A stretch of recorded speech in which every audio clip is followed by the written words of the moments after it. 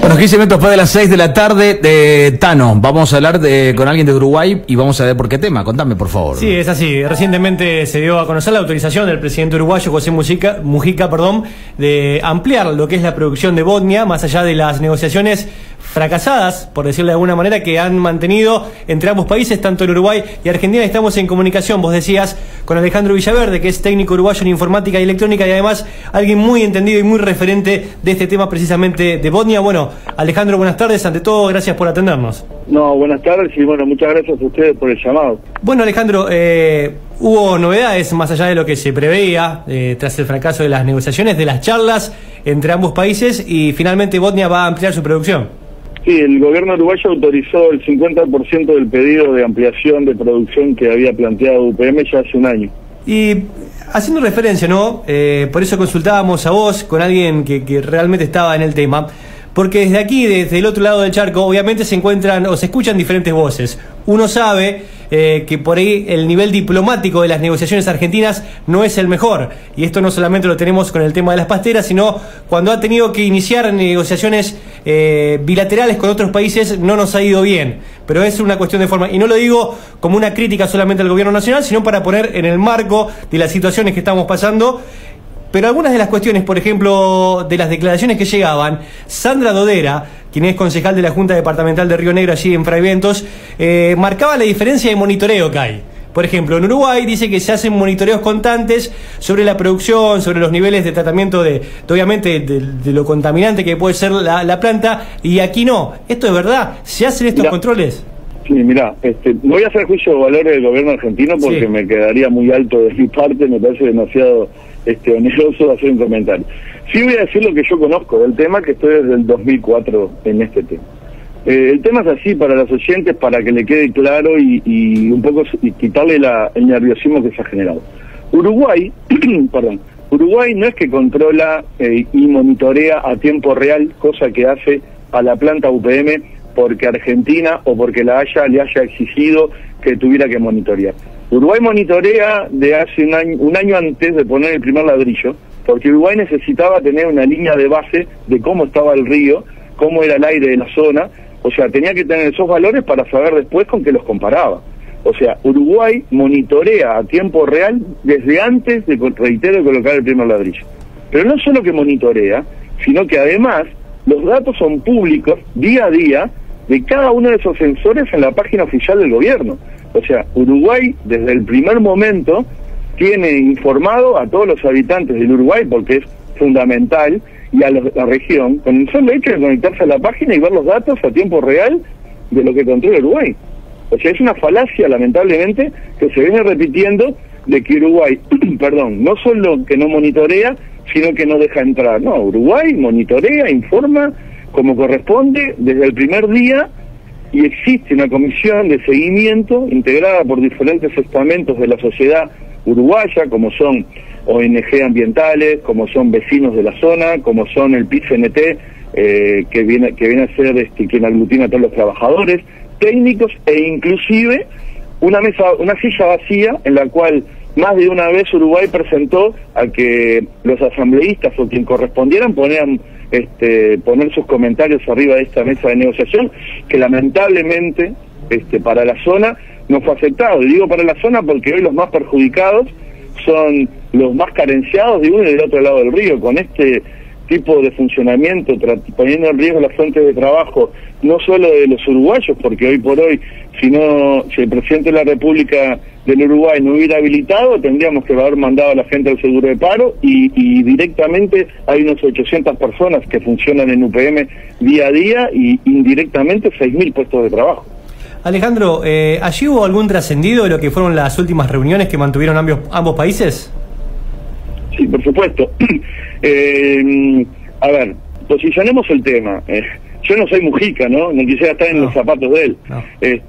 Lamentablemente Mujica, con una visión política, creo yo, de la región y de la zona, basta mirar el mapa, ¿no? Para ver qué es Uruguay desde el punto de vista geográfico, y de las presiones que han soportado, intentó salir con una solución política de que por lo menos Cristina le aceptara el 50% pidiéndole a la empresa que haga ciertas cosas que me gustaría tomarme un segundo para puntualizarlo.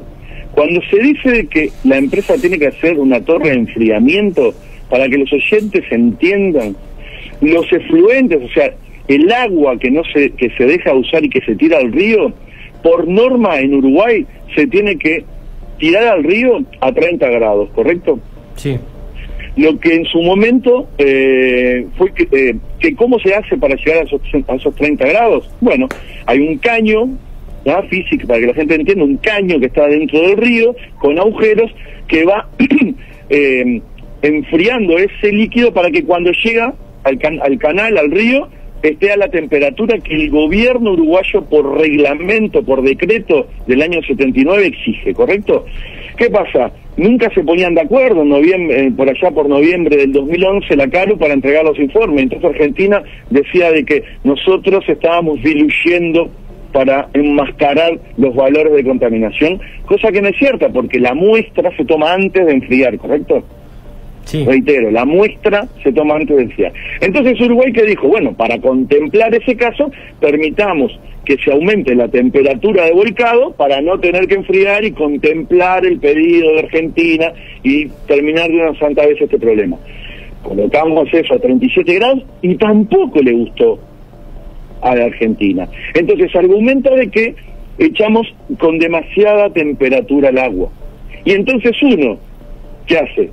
Mira el decreto que tiene Entre Ríos y en la página de la provincia de Entre Ríos, la provincia de Entre Ríos permite tirar los efluentes, le estoy diciendo acá presente mientras hablaba contigo, dice, provincia de Entre Ríos, decreto de 1991, temperatura de volcado al río menor a 45 grados. O sea, nosotros no podemos tirar a 37, Gualeguaychú tira a 45. Eso no lo puede decir Mujica. Yo como técnico se lo puedo decir. Pero además, ¿por qué Uruguay habilitó a que pasara de 30 a 37? Porque el reglamento dice de Uruguay que no va a afectar el cambio de la temperatura a más de 2 grados. O sea, que tirar a poco más de temperatura aumentaba el río 1.2 grados centígrados. Eso no generaba ningún tipo de inconveniente. Entonces dijo, bueno, subámoslo. Entonces, ¿qué hace ahora Mujica? Unilateralmente, según los argentinos o la gente que está en contra del proyecto, habilita la mitad de la producción porque no tiene otra necesidad, porque la empresa es eficiente, porque la empresa con un solo finlandés y el resto uruguayos, no son 33 puestos de trabajo de fraiventos, no señores, son 880 puestos de trabajo que entran todos los días, 6.000 indirectos y con un solo finlandés. Y para que los oyentes entiendan si será de alto nivel esta planta de celulosa, que los finlandeses llevan a los uruguayos para que ajusten las plantas en Finlandia.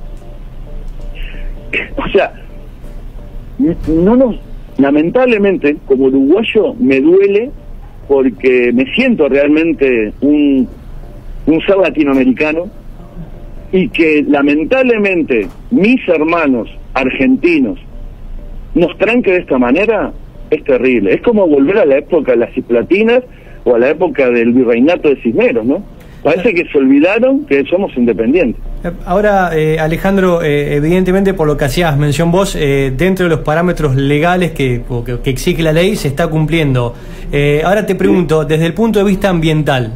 Desde el punto de vista ambiental, nosotros, independientemente de lo que dije al principio, de que monitoreamos todo y tenemos a tiempo real en la DINAMA, que llegó a un acuerdo con Argentina para hacer esos ingresos a la planta y tomar las muestras del río de la salida del río Gualeguaychú, se fueron tomando muestras periódicas, ¿correcto? Sí. Tanto con técnicos argentinos como con técnicos uruguayos, de la salida de los efluentes de Bosnia o UPM como de la salida del río Gualeguaychú. Argentina constantemente ha eludido, evitado, chicañado, pongamos el nombre, atrasado, para que los datos no sean públicos. Pero Uruguay, en el momento que se toma la muestra, esa misma muestra que se toma con los técnicos argentinos la mandan los mismos laboratorios. Y el 30 de agosto, hace 30 y algo de días, Hay un informe en la página de la DINAMA que cualquier persona que tenga internet, y te voy a pasar el link ahora después cuando cortemos, te voy a pasar el link para que ustedes verifiquen que se ven los datos a tiempo real y que hay un informe al 30 de agosto, muestra que más de 40 y pico de parámetros, los parámetros de control, están por debajo, pero muchísimo por debajo de los mínimos permitidos. O sea, ya no, realmente no podemos hacer más para demostrar, o sea, la propia naturaleza se ha encargado de demostrar que los peces de 2 cabezas que prometían no aparecen. Claro. Alejandro, y bueno, vos que venís siguiendo el tema hace tiempo, desde el principio, para ser más precisos, ¿cómo pensás que va a continuar esto? Y va a ser muy complicado, porque hay una diferencia, o sea, realmente no hay pragmatismo en esto. O sea, yo puedo decirte, me siento contigo y te muestro, mira, Gualeguaychú puede tirar efluentes a 45 grados y nosotros a 37, y Gualeguaychú me dice que yo a 37 no puedo tirar, tengo que tirar a 30. Es irracional. O sea, estamos hablando de cosas diferentes. O sea, no vamos a llegar a tener ningún acierto hasta que los técnicos argentinos, creo yo, ¿no? O sea, muchos dicen que es un tema político, ya lamentablemente se ha demostrado. Con Tabaré, con una posición más dura en el gobierno anterior, de no transar o negociar con el piquete en la ruta. Mujica, con afinidad ideológica, ha intentado por todos los medios, con Cristina, por todos los medios, de tratar de, bueno, te doy yo para que me... Pero déjame... Nos han matado. Timerman sale y dice, no se puede. Entonces, hoy, hasta que los técnicos argentinos no tomen el toro por las guampas y digan, como lo dicen a voz callada, pero se animan a decirlo en la gran prensa, señores, esta empresa no contamina. Hasta que los técnicos argentinos no tomen la potestad esa de poder decir claramente eso y que no les tiemble la voz, no tengan el temor político. Lo que pasa aquí hoy, la irracionalidad ha llevado de que la verdad se tiene con un piquete o con el brazo crispado. Eso es un tema técnico. Para que tú te hagas una idea y los oyentes entiendan, es tan malintencionado este conflicto, el inicio de él, que el titular es erróneo. Tienen un título que dice no a las papeleras, cuando no es una papelera, es una planta de celulosa. ¿Y por qué se hace eso? Porque las papeleras de aquellos tiempos, con tecnologías obsoletas, blanqueaban con cloro elemental. Esto no es así. ¿Por qué pusieron ese titular? Porque así podían engañar a la gente y mostrar el desastre de Valdivia, el desastre de Pontevedra, donde sí habían sido una papelera con cloro elemental, y podían comparar peras con manzanas. Y el temor de la gente de Gualeguaychú, ¿quién no lo va a tener, por supuesto, si te están diciendo de que te van a poner un monstruo igual a este, con unas imágenes terribles, y no te muestran la realidad de la milanesa, que es una empresa de punta, de alta tecnología, que no digo que tenga potestad o un cheque en blanco. No, la comisión de seguimiento se reúne periódicamente, los vecinos de al lado de la chimenea, las ONG, la DINAMA controla, la DINAMA no le tiembla el pulso en publicar datos en la página web, que cualquiera vecino lo pueda ver, y que cualquiera ambientalista pueda decir, bueno, mire, acá la página está mostrando que hay valores más altos. Ah, no, como los datos no les sirven, dicen que los arreglamos. Alejandro, yo te agradezco, realmente estamos fuera de tiempo, ya tenemos que ir a las noticias, pero queríamos tener, ¿no?, una voz del otro lado para explicar un poco la otra visión de lo que está pasando con este conflicto de Botnia. La visión, además, te agradezco el llamado, es que tenemos que unirnos regionalmente. Mercosur, vamos arriba. ¿Qué hay que controlar? Pues que crucen todos los técnicos que corresponde a Argentina, y vamos a controlar. Pero te cuento, último cortito, para que ustedes se hagan una idea, ambientalistas de Gualeguaychú que están en contra de la planta de celulosa manifiestan por Agraciada y por el 18 de julio en contra de hacer un portaagua profunda en Uruguay, de que coloquemos una planta de celulosa de al lado de Brasil. O sea, creo que se les va de mambo y creen que quizás seamos una provincia. Gracias, Alejandro. Un gran abrazo a los hermanos argentinos que por suerte los que nos dan dolores de cabeza son los menos ahí. Chao, un abrazo. Un abrazo. Gracias al pueblo argentino. Bueno, estábamos con Alejandro Villaverde, técnico uruguayo en informática y electrónica, hablando un poco de lo que pasa con Botnia del otro lado del charco.